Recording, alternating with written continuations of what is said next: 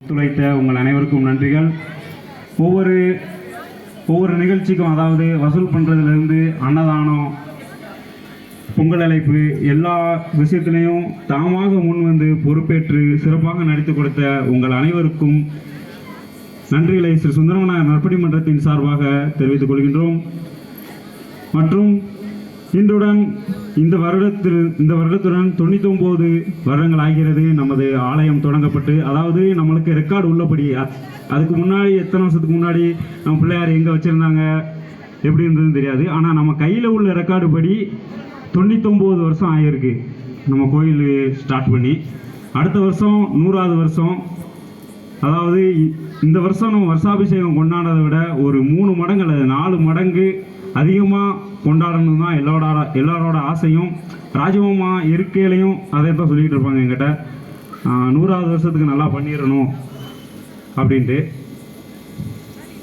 அந்த வகையில் அடுத்த வருஷம் நடக்க போகிற இந்த 100வது வருஷாபிஷேக விழாக்கு இதே மாதிரி அனைவரும், இன்னும் கூடுதலாக அனைவரும் வந்து ஒவ்வொரு பொறுப்பை எடுத்துக்கிட்டு சிறப்பாக நடத்தி தர வேண்டும் என்று, சிறப்பாக நடக்கும் என்று நம்புகிறோம். ஸ்ரீ சுந்தரமனார் நற்பணி மன்றத்தின் சார்பாக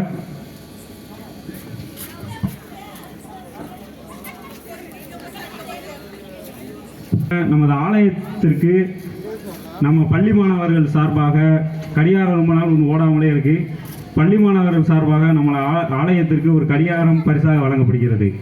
அதை பெறுவதற்கு திரு ரெங்கராஜ் மாமா அவர்களை மேடைக்கு அழைக்கிறோம்.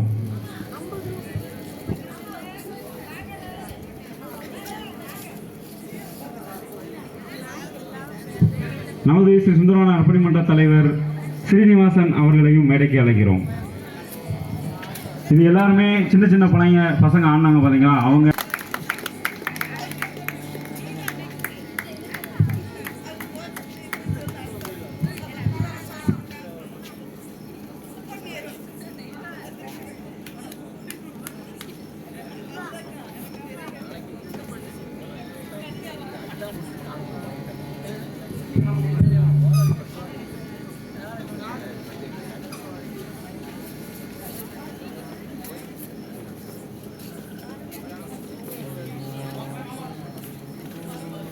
கைதட்டி உற்சாகப்படுத்தும்படி கேட்டுக்கொள்கிறோம்.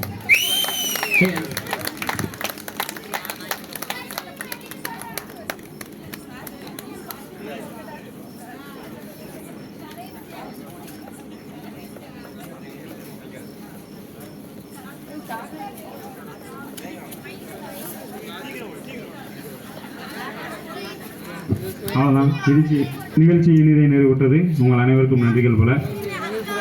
அதான் அடுத்த வருஷம் 100வது வருஷம். ஏன்னா இந்த 100வது வருஷ பொங்கல் வந்து நம்ம தலைமுறையில் வந்திருக்கு.